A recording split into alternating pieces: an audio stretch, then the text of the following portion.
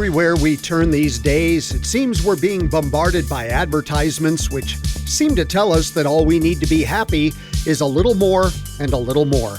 Yet Jesus warns us against being greedy and always looking for happiness and fulfillment in things other than Him. So, how do we learn to be content, as the Apostle Paul said? This week on Wonderfully Weird Living with Pastor Drake, we'll learn a 3-step process that we can use to turn from always looking for more to always looking for Him. Drake Hunter is senior pastor at Elevating Life Church in Fort Morgan, Colorado, founder of the nonprofit 4-Dimensional Living, as well as the author of 3 books, including his latest, Wonderfully Weird, and the soon-to-be-published 4th book, Wonderfully Weird Goodness. Now, this week's edition of Wonderfully Weird Living with Pastor Drake Hunter. Well, welcome once again to Wonderfully Weird Living with Pastor Drake. I'm your host, John Waters. Pastor Drake with me here in studio. Hello once again. Hello. We record these on Tuesday mornings. This one in particular is on a Wednesday morning because of some scheduling conflicts. But in one sense, Drake, it amazes me how quickly Tuesdays come around again, but yet with how much anticipation of being able to come together and to work through these wonderfully weird commands of Christ. Yeah, absolutely. It comes by fast, but my goodness, for me, and I know for you, John, is, I anticipate this moment, this time, because it's just a wonderful, can I say it this way, episode in life, our experience throughout the week that just really brings joy to my soul. And I just look forward to it. And we hope, of course, with certain expectations in place, people I look forward to it as well. That's the whole point of this. We want to help people grow in Christ, and we want that anticipation to grow with us, with our audience. The anticipation, the joy, and the contentment. Yes, the contentment. Interesting word today, John. Yes, I thought I'd work that in because that's really what we're going to talk about today as we work through the wonderfully weird commands of Christ. And today, the passage that you'll be using, the verse is Luke chapter 12, verse 15. As folks are turning there, Drake, as always, you start us off with a question to get our mind working a little bit. So give us that question. Well, with the wonderfully weird command in mind, beware of covetousness. Here is the question we have for you today. Do you sense enough is enough? Or do you feel more is better? Wow, something to think about, especially in our day and age. And so again, that question is, do you sense enough is enough, or do you feel more is better? So we're going to dive into this command, which sits in Luke. It's actually in the content of this command. It's right at Luke 12:15. But today we're going to be looking at the entire passage to truly understand the parable, a certain parable that Jesus shared with us, so we can learn something. Well, let's go ahead and reveal verse 15 right now, and then we'll go back and look at that. But just to set the stage here as we talk about this particular command. Okay, here it is. Luke 12:15. And Jesus said to them, "Take care and be on your guard against all covetousness, for one's life does not consist in the abundance of his possessions." Wow. I mean, in content, that is pretty radical in itself. But it's going to be very interesting to see in context what this looks like, and we're going to do that in a second. But I think it's very important that we kind of answer the question, what is this command about? And John, you know what? Why don't I give you the privilege today, the honor of actually answering that question. What is this command about? Well, as I mentioned in the open here today, we're being bombarded all the time with advertisements telling us that we need more. And so this command really speaks to that problem of greed Absolutely. In our society and the dangers and the horrible effects that greed has on our life. I think of greed, I think of selfish desire. We have this longing to accumulate more stuff. Yeah. I read a statistic a while back, and I don't remember the numbers, Drake, but about how many storage units there are in this country. Yes. Just an incredible amount of storage units. And why? Because we have more stuff than we can fit in our living space, so we have to get more space to put stuff in, which speaks to this. Greed. Absolutely. Yeah, greed. Absolutely. It's mine. And instead of giving, we're taking all the time. You know what comes to mind now, going back to the Old Testament, is Babylon and people, let's say, just accumulating stuff.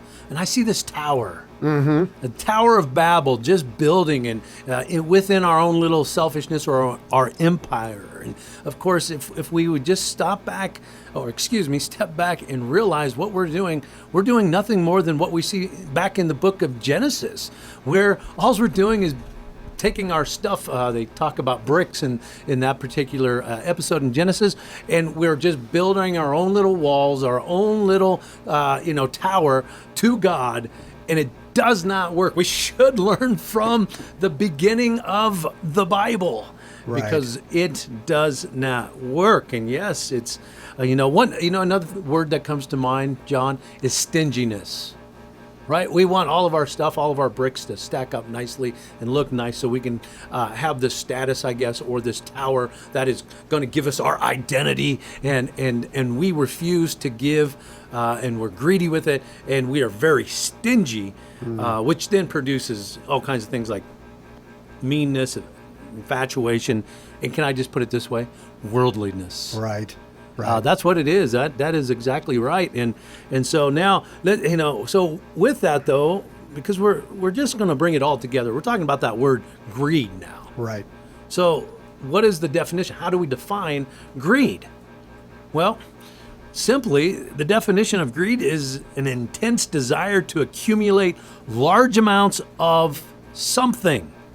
And now, check this out. I went out to Oxford Dictionary, John, and it said this: such as food, power, fame, status, or wealth, especially if you try to acquire more than you need or more than your fair share.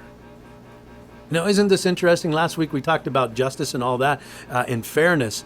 Well, good night. This kind of just follows right along with that last command that we talked about. Go to the offender. Now, good night.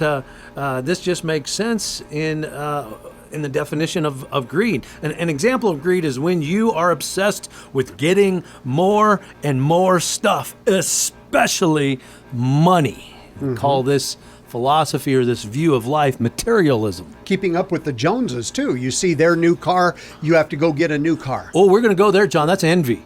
So we're going to talk a little bit later about envy and greed and how they're twins. And so we're going to kind of look at that when we get to the solutions. But yeah, absolutely. I don't know if you read I don't think you did read my notes, but yeah, we're coming to that. So thank you for that lead in. Something to look forward to here in just a few moments. But yes, absolutely. Envy and greed are twins. Yeah. We can get right into it, look at the DNA. But they do have a little bit of makeup, and we'll talk a little bit more about what that is. Well, so go ahead.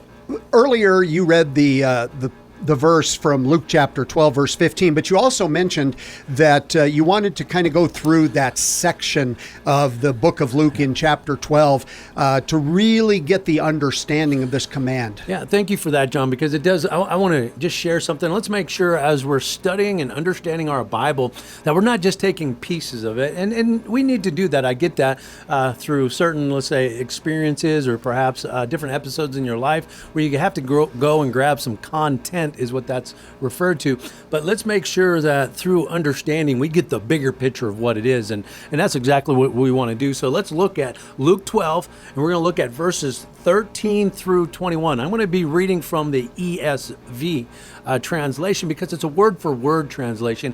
Gives us a little bit more details of what we need in the sense of what this teaching is all about. Now, so imagine a crowd now, of course. This is a crowd where Jesus is truly communicating to the crowd and to all kinds of different people, believers, non-believers. And it begins this way. Again, Luke 12, 31 through 21 says, someone in the crowd said to Jesus, "Teacher, tell my brother to divide the inheritance with me." I wonder where they're going here, John. Verse 14 says, but Jesus said to him, "Man," I don't know if we can do that these days. "Hey, man, who made me a judge over your," can I put it this way? "Junk, stuff." Right. "Over you." Verse 15, and he said to them, "Take care and be on your guard against all covetousness, For one's life does not consist in the abundance of his possessions. Verse 16, and he told them a parable. A very familiar parable's coming, folks.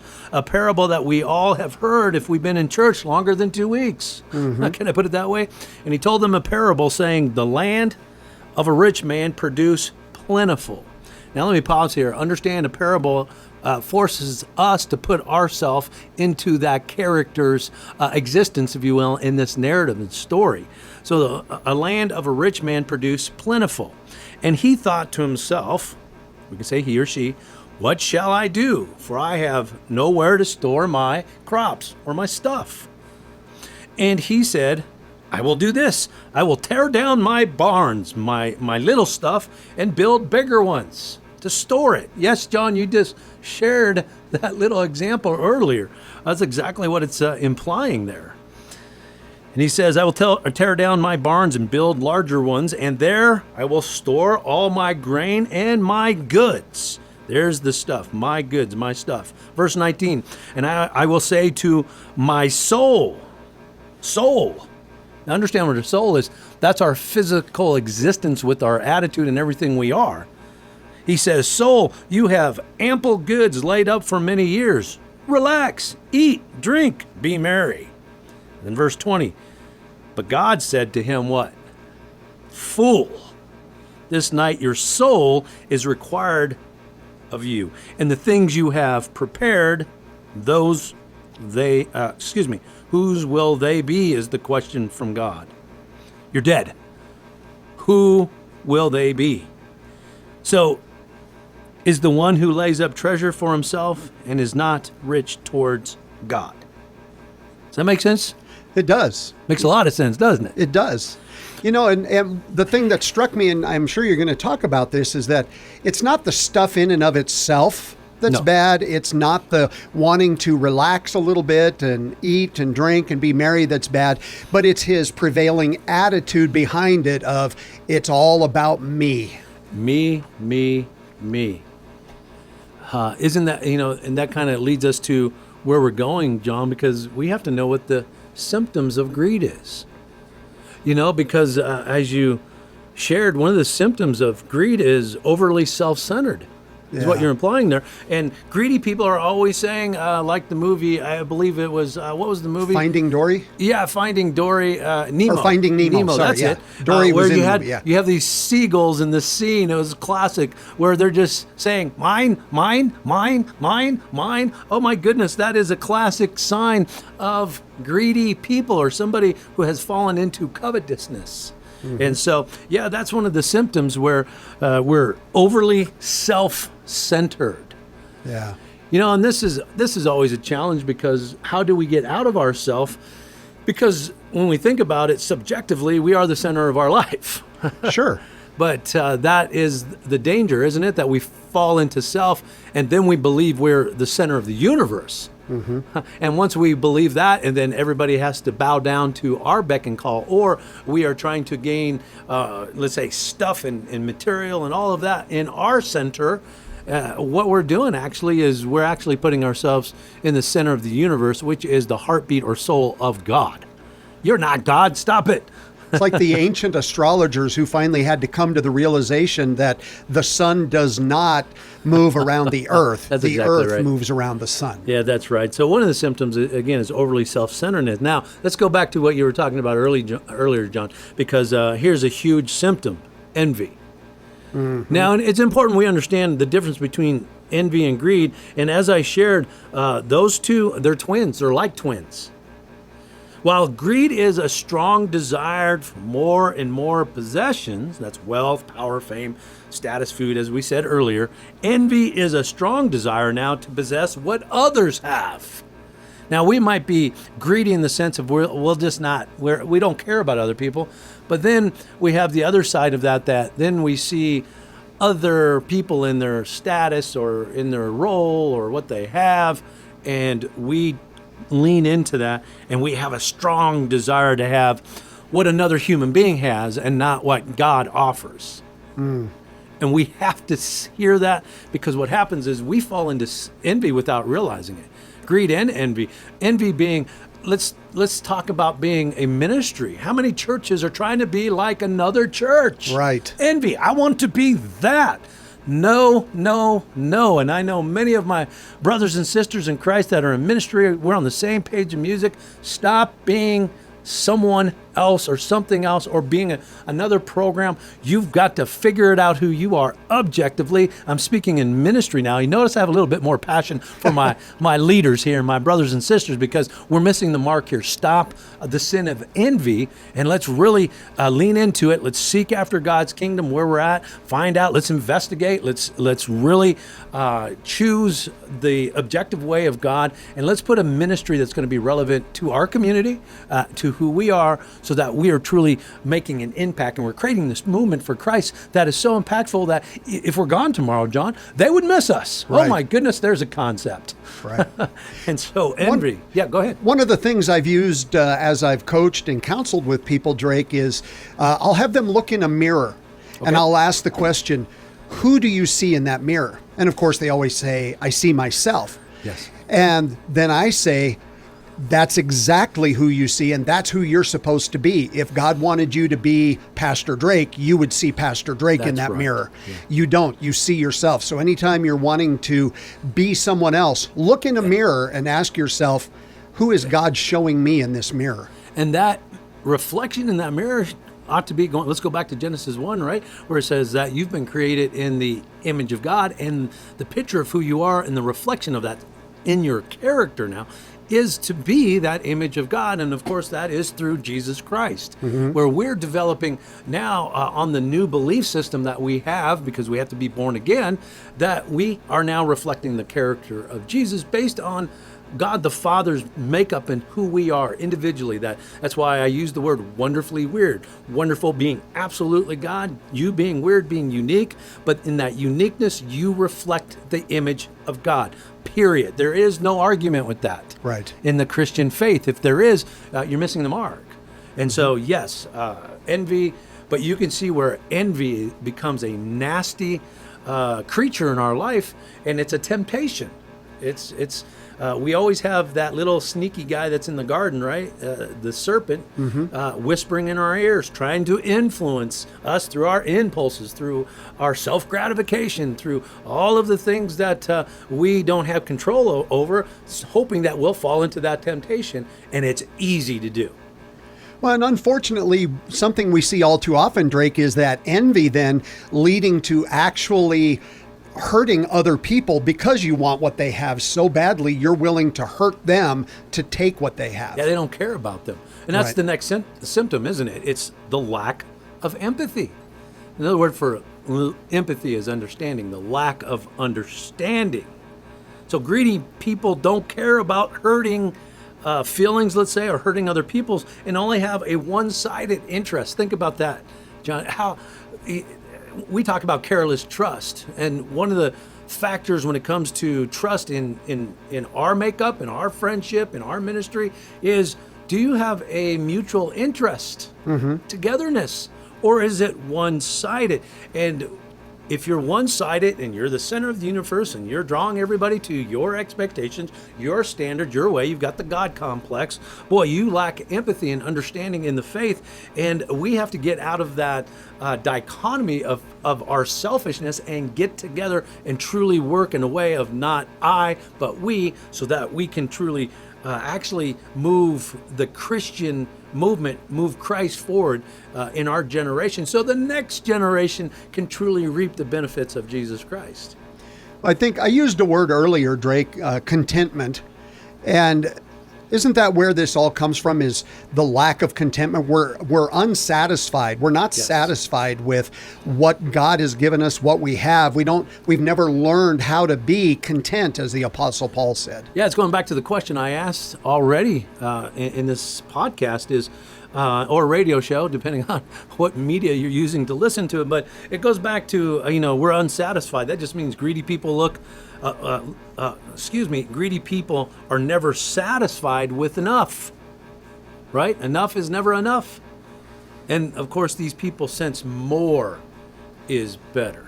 Yeah. Now, there's nothing wrong. Let me say this. There's nothing wrong with increase in growth. Right. But it's having the desire to have that in the sense of somebody else or having a desire, and that is what drives you.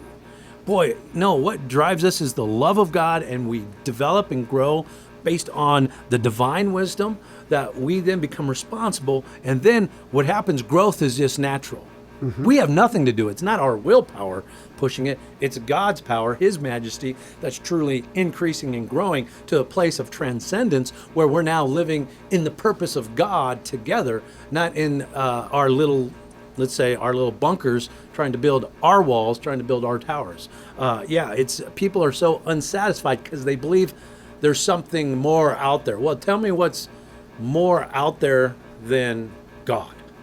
Yeah. God created the heavens and the earth. He's the one that is more.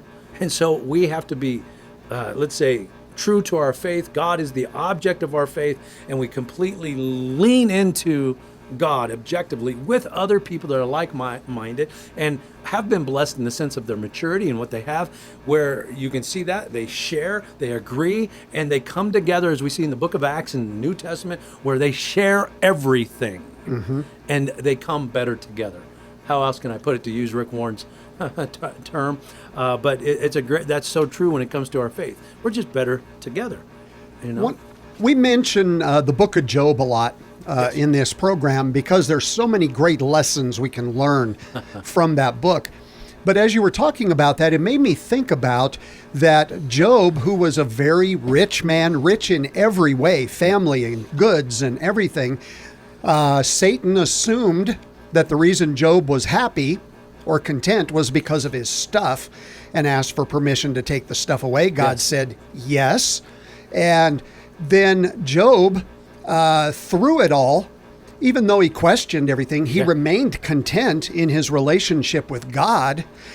And God then said, okay, now let me give you all this and more. It wasn't because of what Job did. It was because of who Job was in that relationship with God. Yeah, and there's what I love about the book of Job, John. Now, this is just coming straight from the heart here, is the bookends of that story, if you will, of Job.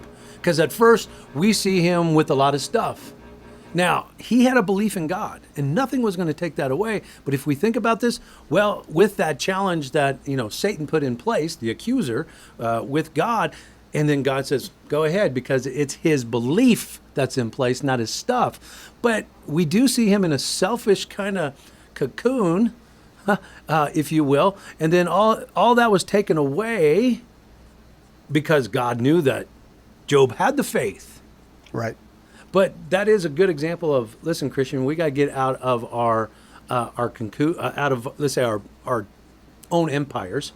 And then, yes, you're going to go through a lot of hells we see Job doing. And you have a lot of friends and everything that goes with that story. But then when you literally turn from that subjective way of doing your faith, now through all the problems, you get to the objective side of the faith, which is God. And he has so much more, so much more abundance, as we see with Job. And it's a powerful story once we understand that as believers. That's a great story for believers.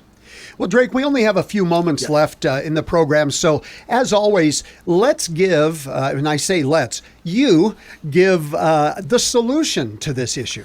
Boy, it's simple. In fact, it's kind of my go-to now, John. You know this. Here's the solution. Stop, dispute, and choose. What do I mean? Well, first and foremost, I'm going to command number one. You need to repent of your doings here, which is command number one. Repent is command number one, and stop believing possessions are the way to happiness. Correct. Now, I hear a lot of Christians talking about that, but let's put our words to our deeds, and let's truly stop it, and then let's put action towards it. Because belief plus action equals faith.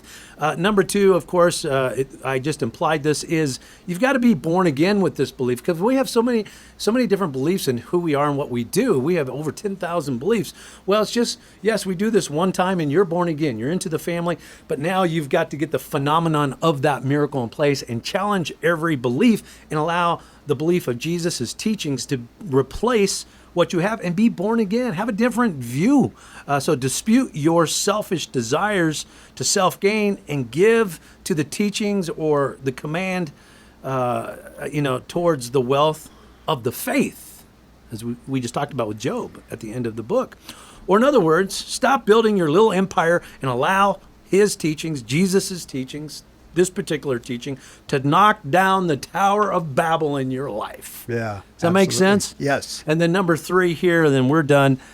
Of course, we always want to follow Jesus. The command is follow me. So choose from this point forward, listeners, from this point forward to disconnect from foolish ways, foolish beliefs, foolish teachings of this world. And I'm speaking in the church wherever you may be. Stop those foolish ways and choose the way, the truth, and the life. Or can I say it? Choose the method, the reality, and the lifestyle of Jesus. Because Jesus is who we should reflect in the sense of who we are in God's plan. And if we can do that, oh my goodness, we're going to see a movement in our generation for Christ that no other generation has ever seen.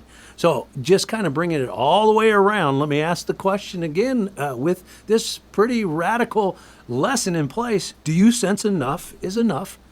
Or do you feel more is better? Well, now you know the direction to go, and Jesus is always the direction. So there you have it. That's my last thought. What's yours, John? Well, beware of covetousness. Beware of greed. There you go. There's That's the teaching of Jesus, as straightforward as we can do it, but with a lot of care and love. And we do love all of our listeners. We love people, even our enemies, John. Absolutely. All right, that's it for this week on Wonderfully Weird Living with Pastor Drake. For Pastor Drake, I'm John Waters. We'll see you next week. If you would like to learn more or have any questions or comments, please feel free to email Pastor Drake at wonderfullyweirdliving@gmail.com. To obtain your own copy of the book Wonderfully Weird, please log on to www.wonderfullyweirdliving.com and click on the button that says Buy the Book. Wonderfully Weird Living is a ministry of four-dimensional living, offering wholeness coaching for mind, body, soul, and spirit. Also, would you please prayerfully consider becoming a financial partner to help the Wonderfully Weird Living ministry impact more and more lives? Please log on to www.4dimensionalliving.com. That's 4dimensionalliving.com with the number 4. Now, for Pastor Drake Hunter, I'm John Waters, wishing you a wonderfully weird week.